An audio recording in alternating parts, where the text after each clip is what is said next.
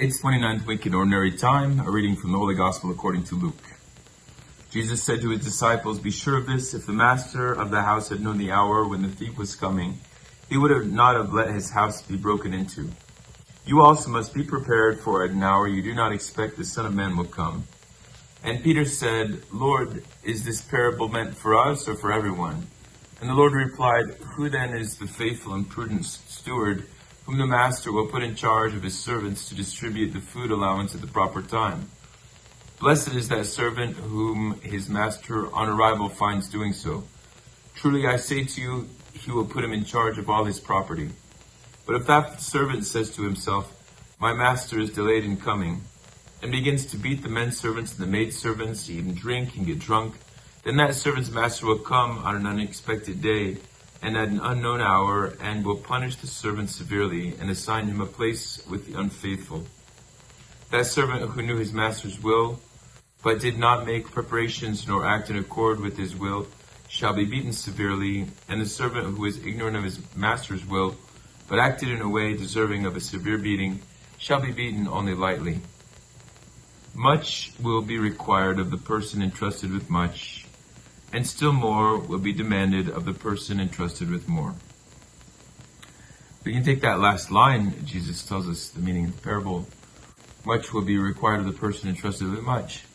And so we want to reflect today in a special way John Paul II, John Paul the Great, and someone who was entrusted with much and entrusted, in some ways we could say that we were entrusted with so much more.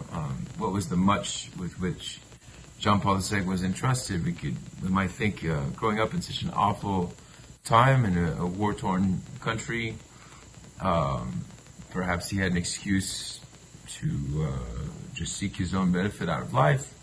Might say once he became a priest, well, he could have done the minimum, survive, and might say that, well, once he became a bishop and under communism, he could have done what he could to care for his people.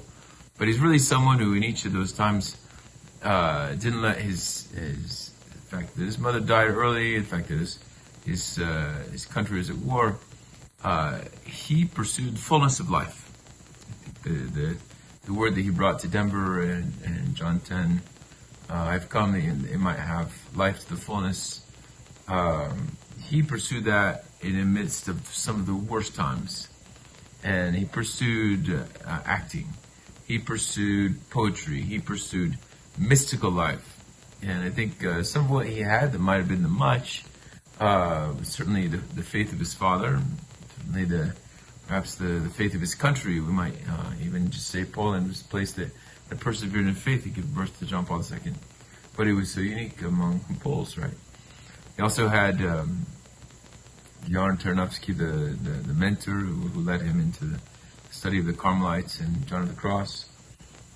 So some of the much might be really simple things in the midst of a war-torn world.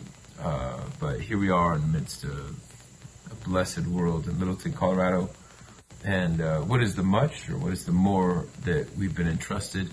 How have we been given those keys, even in the midst of perhaps ease or a job market that's great, an awesome parish? Do we take advantage of the situation we have, the today that I have? And do we have those keys, the mentorship that we need, somebody who's taught us how to pray? Do we have somebody who's taught us the ideas that might lead us to seek the more? And so Jesus Christ is the fullness. I think the more, the much is someone who's been able to see that Jesus is truly Lord, and this is the key to my happiness. And so if that's something you've recognized, that Jesus is the one who brings fullness of life, do you take advantage of the fact that you have this day to live that fullness, to welcome that glory in your life?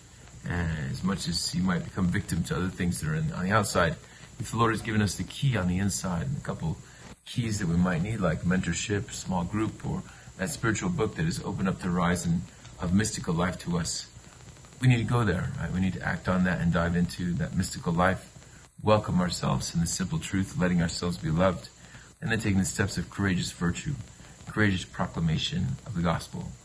Amen.